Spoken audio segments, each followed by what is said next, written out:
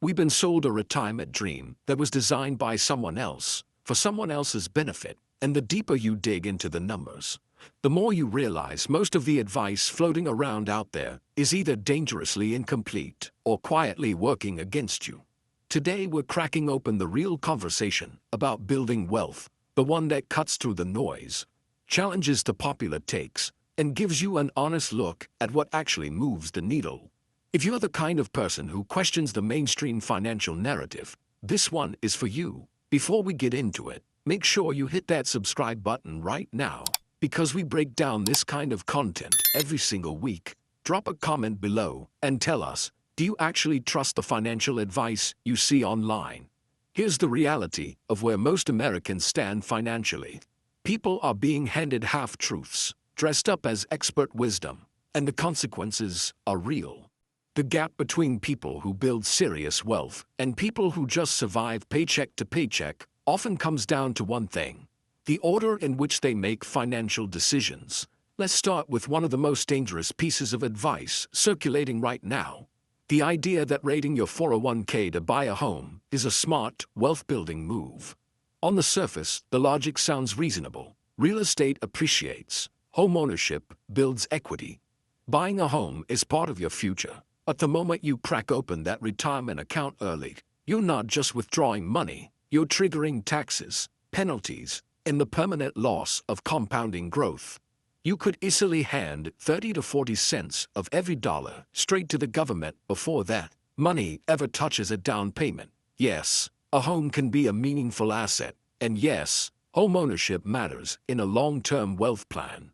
But gutting the account, that's quietly compounding in the background, just to accelerate a purchase you could approach differently, is a move that looks bold and actually costs you decades of progress. Now let's talk about something that sounds more reasonable on the surface: the strategy of making extra principal payments on your mortgage to avoid paying the bank twice. The core idea is mathematically sound. Prepaying your mortgage does reduce your total interest paid, and that's a real and legitimate financial benefit. But here's where it gets nuanced. And this is where a lot of people leave money on the table. The question you have to ask is whether that extra dollar is doing its best work sitting against a 4% mortgage, or whether it would compound harder somewhere else in your financial picture. If you're carrying student loan debt at 7%, or you haven't touched your Roth IRA yet, the math on prepaying a low-rate mortgage starts to look a lot less impressive. Your money has an order of operations, just like algebra class, and skipping steps in that sequence has a real cost that shows up years later. This brings us to what may be the most misunderstood tool in the average American's financial life: the 401k itself. There are voices online right now telling you the 401k is a broken system, a trap, a tool that has consistently failed working Americans, and they claim they have the data to prove it. But when you press them for that data, what you actually get is a behavioral observation dressed up as a structural critique.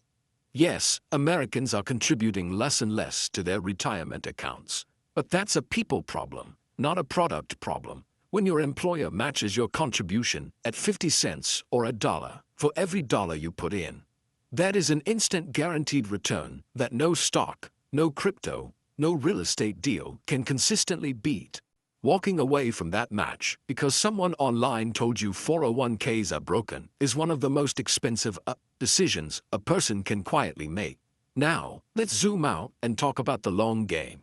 Because the real wealth builders in this country aren't just picking the right accounts. They're thinking in decades and letting compounding do the heavy work. There's a simple mental model called the Rule of 72 that gives you a window into how powerful time actually is in investing.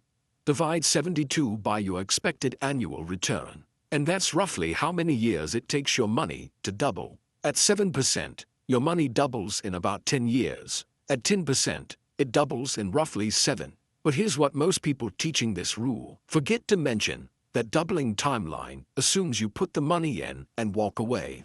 When you keep adding contributions consistently over time, the compounding accelerates far beyond what the Rule of 72 predicts. Which is why starting early and staying consistent crushes almost every other strategy. Let's talk about the emergency fund, because no wealth-building conversation is complete without it. And the people who skip this step usually learn its importance in the worst possible way. Imagine going downstairs one morning and finding water spreading across your basement floor. Your water heater has given out, and you need to replace it today. If you have no emergency fund, that single moment can send you straight into credit card debt, a payment plan with interest, or a desperate financial decision that takes months to unwind. But if you've been quietly building that cash cushion, you write a check, you fix the problem, and your entire financial trajectory stays exactly on course. That peace of mind is not a small thing. It is the foundation that allows every other wealth-building strategy to actually work. Without it, one unexpected bill can unravel years of disciplined saving and investing. Now let's tackle the 401k versus Roth debate, because this one generates a lot of heat and a surprising amount of misleading math. Some creators will show you a side-by-side comparison that makes it look like the 401k always wins by thousands of dollars, and the numbers look clean and convincing on screen. But the critical piece they quietly skip is that the comparison depends entirely on your tax rate today versus your expected tax rate in retirement. And that number is personal. It is not universal. If you're in a high-income bracket now and expect a lower income in retirement, the traditional pre-tax 401k likely gives you the better outcome. But if you're earlier in your career, in a lower tax bracket, and expect your income to grow, the Roth could easily come out ahead over the long run. And here's the real answer. Most people aren't being told, you don't have to choose. You can do both at the same time. Max out the employer match in your 401k. Take advantage of that free money. And then fund a Roth IRA with after-tax dollars so you're building tax-free wealth simultaneously.